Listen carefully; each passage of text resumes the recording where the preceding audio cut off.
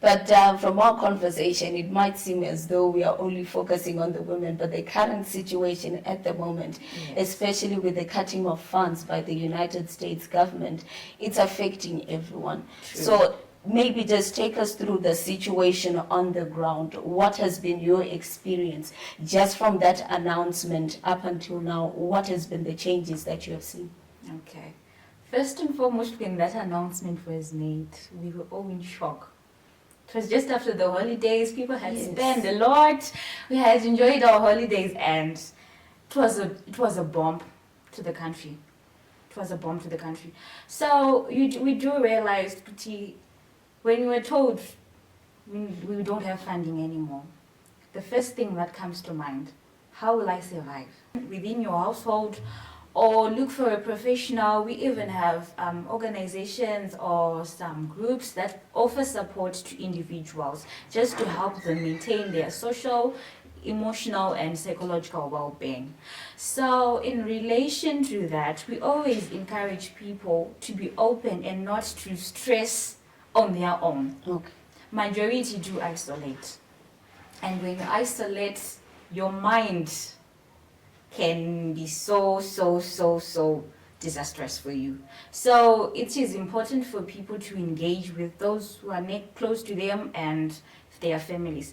Hello and a warm welcome. This is Sly Media TV, and today's program is brought to you by Yanaya. It is an organization that is mainly led by youth and young women. They work hand in hand with the homeless, people in rural communities, people in the informal sector, women and youth of diverse gender, and children in marginalized and underdeveloped communities, sex workers, people with disabilities, and women and youth in business. This is an organization that many would look to, especially when on the 24th of January 2025, there was an announcement that was made by the United States of America under the rulership of President Donald Trump to make a hard stop on all funding and implementation on all initiatives and programs that were funded through the United States government. Now, this particular change in the way of life meant that so many people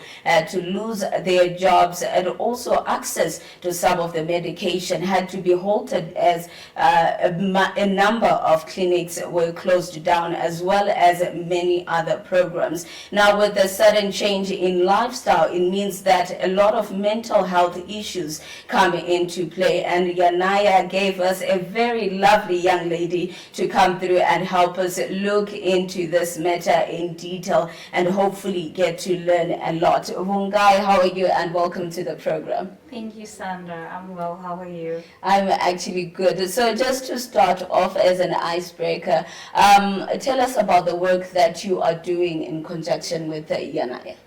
Okay, so as the Society for Pre and Postnatal Services, known as SPADS, we work with women, pregnant women, for pre and postnatal services. So we mainly focus on their mental health as to help them throughout the journey from the moment that they discover that they're pregnant up until a year after they've given birth. Okay, that is quite impressive. But now you are tackling a bigger issue on a larger scale. So let's start off with, let's demystify this sort of notion. What is mental health, and what are the people that are sort of affected by some of these mental health issues in Zimbabwe? Okay, thank you. So when we're talking about mental health, we're talking about the emotional well-being, the psychological well-being, and the social well-being of an individual. So in Zimbabwe, everyone is prone to having a mental health issues, depending on the lifestyle that they have and the kind of environment that they're in. Okay. Yes. That is quite impressive, because you're looking at not many people, like you highlighted, that almost everyone is prone to this particular issue. So tell us about the symptoms.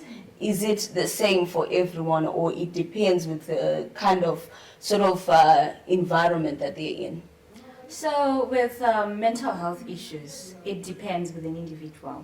They vary. We have depression, we have anxiety, we have stress. Some can be mild, some can be moderate, and some can be severe, and some can be chronic. So with signs and symptoms, with mental health issues, things they start as small as this and they grow over time. So it can start with sleepless night for someone, it can start with changes in appetite for someone else, and it can start with persistent stress, persistent sadness, preferability of isolation. It all depends on individuals, but those are some of the signs and symptoms that someone can have. Okay, just as you are a person who's been working with women who are pregnant, Yes. just give us sort of a rundown, as we know this is your main area. Take us through maybe some of the situations that you come across in order to help them deal with mental health issues. So with pregnant women, usually some or majority of them, stress. Stress is the number one thing that they experience. So we have stress, some they have anxiety. With anxiety, you can feel excessive worry, excessive fear. What if, and what if that doesn't happen this certain way that you want it to take route?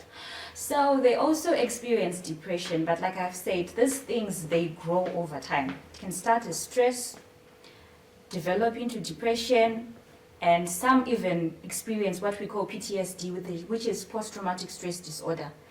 Things that you experience as a result of some traumatic events that you have gone through or that you've experienced in life. So with pregnant women, usually their stresses are all about when they're pregnant, caring for the unborn baby, preparing to welcome the unborn baby, maybe managing pregnancy as well as their home, managing pregnancy as well as the other kids that they have. So it's always a juggle and it's always different. It's always a different experience for everyone. Okay, that is quite enlightening, because you're looking at our society. So many women Yes. carry the bigger burden, and it's sort of like munhu wese anongonzishinga Yes, zvichazonaka. yes, yes. So take us through maybe where can women find this sort of help, get to meet someone like you, and get to talk about what they are going through. Okay, thank you very much. At first, I would like to acknowledge your statement. Zvinongonzishinga. Okay. That is very, I don't know how to phrase it, but it's not entirely good for someone's mental health state. We handle stress differently. We fall into depression or anxiety in different ways. And within our society and our context, not everyone is aware that what I'm experiencing might lead me into a mental health disorder, or I need someone else to help me throughout the situation. So we always encourage people to be open, be it to the next person within your household, or look for a professional. We even have organizations or some groups that offer support to individuals just to help them maintain their social, emotional, and psychological well-being. So in relation to that, we always encourage people to be open and not to stress on their own. Okay. Majority do isolate. And when you isolate, your mind can be so disastrous for you. So it is important for people to engage with those who are close to them and their families. So in relation to where people can find assistance, you can find assistance within the comfort of your home. Your family, your friends, you just need to find someone to talk to, someone to share your problems with, or what you're experiencing. We don't really usually like to call them problems. So what you're experiencing and what you're going through, look for someone to share it with, and you might never know. Your solution might be within your household. But we also do have professionals, and we also do have organizations and clinics that help. You can go to the Society for Pre and Postnatal Services funds located at Lurua Clinic. We have family therapists there, we have social workers who can help people. We also have Yanaya Trust, Yes. that's there for women, and they can also help you throughout every situation. We also have NAC, the National AIDS Council, in relation to issues related to HIV and AIDS and sexual reproductive health. And we also, there are many, even the clinics that we have can help out. Even churches, people can just, wherever you are comfortable and wherever you know and you are certain that you can find help, you are good to go. Okay, that is quite impressive.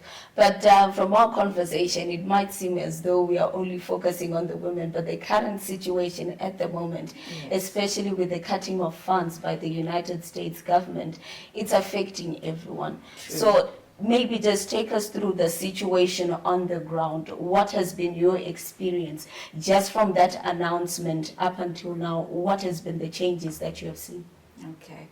First and foremost, when that announcement was made, we were all in shock. It was just after the holidays. People had spent a lot. We had enjoyed our holidays, and it was a bomb to the country. It was a bomb to the country. So we do realize, when we were told we don't have funding anymore, the first thing that comes to mind, how will I survive? That is true. What am I going to do? You start thinking of everything, and you start pressurizing yourself. At the same time, your body and your mental state starts to react. Now, as a result of shock, we were stressed. What's the next thing? What's going to happen next? And people lost their jobs. People lost their jobs, and when people lost their jobs, some children didn't go to school. So some lost their jobs, some didn't go to school, and others were affected their livelihoods. Now, it's difficult to adjust from a certain lifestyle to another lifestyle within that short span. And when you have not planned for that, you need to, it's different when you're doing things that you have planned for. Let's say maybe there was a notice maybe that maybe two months down the line, we're going to do this. But it just came off straight from social media, and then from our authorities it was later on. So it was something so shocking and something so disturbing for everyone, especially those who were affected. And to be honest, everyone was affected, be it directly or indirectly. So as a nation, we're at a verge of high rates of mental health issues. Yeah, that is quite shocking, but you highlighted a very important point there when you spoke about the children not having to go to school, because this is coming through, like you said, some were affected directly. Now this is sort of a ripple effect, and it's reaching the kids, the education system as well. So are you also admitting some of those youngsters to say, you know what, you can come through and talk to us about what is going on, and in what capacity can you help such individuals? Okay, thank you. So in relation to young people, we encourage them also to seek help. With our generation, it's very difficult to talk to relatives or family, as fear of being judged or some prejudice that might happen with them. So we do provide services for everyone, as young as 10 years up to 65 years or more. We don't select people to assist. And in relation to the youth, we have support groups, we have focus groups, we have peer-led support groups that they are run, and they only include people of their age or people of the same situation. So we'll always try by all means to make sure that in relation to mental health issues, no one is left behind. Okay, that is quite good, and we're grateful for the work that you are doing in our communities. But this sudden change meant that some people were no longer able to get, assistance in terms of medication for patients suffering from TB or from HIV. Take us through maybe what the feeling is like, because I remember they were saying that they had almost about 6 months worth of drugs available for some of the patients when this announcement was made. But 6 months, that's not a lifetime. That's a big change. Sure. So take us through maybe how they might be feeling, and are there any solutions in the near future? Honestly, the first experience that they would have likely faced would have been shock. From shock, they would drip into anxiety, where they have excessive worry about how am I going to survive, will I get medication, if they start selling medication, will I afford it, along those lines. Now, in relation to HIV and TB related issues, those people are at the verge of not taking their medication. Because if you're saying we only have drugs for 6 months, someone might just say, so what's the use of taking drugs for the next 6 months when I cannot get drugs anymore? Which is only for now a perceived notion, and we're not entirely sure of what's going to happen in the next 6 months. So it demotivates someone when they're taking treatment as to, so why am I taking treatment when I'm not going to have it for an ongoing period? And then aside from taking treatment, these people have support groups that they have people whom they are assigned to that will help them throughout their journey, if they're taking their medication, checking if they're taking their medication on time, if they're taking their medication well, if they're holding in well, that support system that they have. Now with the funding cuts that took place in January, those people were affected. Both were affected, those who are at the receiving end of the services and those who provide the services. Now, in a situation like that, it's very disastrous. Because if some of us were affected, some of the mental health professionals were affected, it means those ones that are left behind are going to have a burnout, as you have to deal with a lot of people, more than the ones that you expected to help, and set a number that we're supposed to help. So it's so shocking and anxious for everyone, because you want to balance the two. You want the ones who were receiving services to continue to receive the services that they had.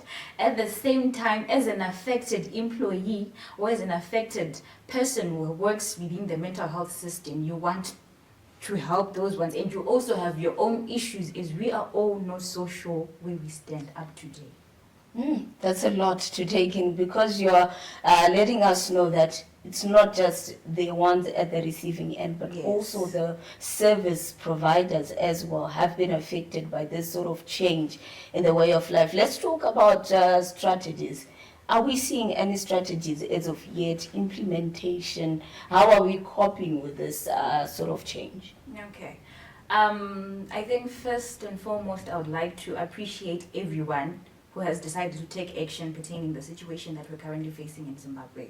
Because it's not so easy trying to find your own balance on what's going on around me and where do I stand as an individual and what am I going to do next, at the same time still trying to fight for service provision to continue. So it's too early to tell, but already in plan, people are forming partnerships, collaborations, and we're also trying for means to try and attract new funding, as well as having our own domestic funding in case something like this happens again. Okay. So we're still in planning stages, and we're hoping that whatever they were planning will take a good road. Okay, so in terms of just getting other people involved, because now organizations like the USAID had to let go of a lot of people, money is no longer flowing through, in just making sure that other people can be part of this in any way that they can, voluntarily, either with finances. What is your relation with that, and what kind of a message are you putting out there? Okay. I think, in short, I can say this is a call to everyone, every citizen, every child, everyone within the country, and everyone from any other country that would like to help. This is our home, this is our country, this is our life, this is our future, and we all need to invest in it so that we all have a good life and a good future as we go. Yeah. All right, so now we're looking at the community, because that's where we are, that's where the people that we work with. Yes. Are there any, all over the internet, DIY, do it yourself? Are there any ways so that we can assist each other in making sure that we reduce the number of mental health issues arising in our community? Yes, thank you for such a good question. So, as I've mentioned before, with mental health, all issues start as small as it can be, and they grow over time. So there are things that we can do that don't even require financial assistance, so that you can avoid having mental health issues in future. First and foremost, we have education. People need to know about mental health. People need to know what it is, the signs and symptoms, as you were talking about in the session. They need to know how they can identify themselves if they have the mental health issue, and they also need to know the areas that they can report to for further assistance. And the other issue is just general talk. Talking on its own, talk therapy helps. Okay. If I'm stressed, I talk to you, Sandra. By the end of the day, I might be well. That's So, very true. and it's not even expensive. It doesn't require any financial resource. And then there are other things we can do within the comfort of our homes. We can meditate. We can sleep, get some rest. It's good for you. We can also, I think, in short, you can do what you like most. If you like dancing, dance. If you like eating, eat, but nutritious food, of course. Okay. And if you like, you can take a walk, you can travel. You just do things that make you happy, things that remove you from the source of the problem, so that you get time to clear your mind, calm down, and then when you're back, you get time to tackle the issues that you have. Because why are we saying mental health is important? When you have good mental health, you are able to maintain and form relationships. You are able to be in a position of being aware of yourself, self-awareness, your strengths, your weaknesses, and your values. You are also in a position to carry out your day-to-day lifestyle, your day-to-day duties without any interferences. So one needs that good mental health to be able to flow through the day. Okay, that is quite good, because now I know, just add a fancy word to it, talk therapy. Yes. It's always important. Thank you so much. But now, before we wrap up the program today, let's talk about, do you have specific areas, especially for women living in Rua, Kurumonzi, Seke, Dema, and beyond, to actually come through and be part of some of these programs, get education, like you highlighted? Yes, we do, and some of them don't even require any financial presentations for you to be assisted. We have the Society for Pre and Postnatal Services SPANS. Yes, it's a mental health organization, but we work with everyone who feels they need someone to talk to. We provide therapy, we provide group sessions, we provide support groups, and we also provide health education, as well as we have Naya as well. Naya helps women, we have them, and we have our local clinics, and we have our local hospitals. We also have Mawambo, Friendship Bench, we also have Zandiri, we have National AIDS Council. There are a lot of people within our communities. We have the Pastors Fraternity as well, they are there, we're always with them. Even those within the education system, they do want the best for everyone. Okay, so also, like you had, these are so many organizations, Yes. and just being part of it would make someone happy. Just take us through maybe how can local stakeholders, including government, civil society, and private sector, work together and to address some of the challenges posed by the cutting of funds. Okay, thank you. So we need strong collaborations and partnerships. As I've said, we have those specializing in HIV and AIDS and TB. We have those specializing in mental health. We have those specializing with children. We have people doing various things, all for the good of the community. So we need those collaborations and partnerships, and we need them to be very effective. We also need a strong advocate system for us, be it in relation of policies and bills, that is those that are within the law. We also need them so that our community is 100% in place.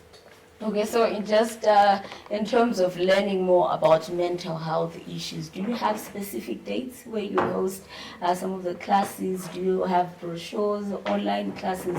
What are some of the means that you can connect with the community?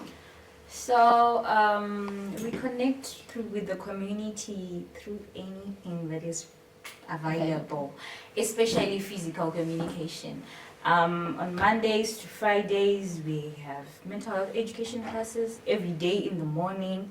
And on Thursdays, we have those ones specifically for pregnant women and lactating mothers. We have their support groups as well, which are done once or twice a month. So it all depends. But that doesn't mean that if you come as an individual, you won't get help. You can get a one-on-one talk. That has nothing to do with an individual session or something too intense.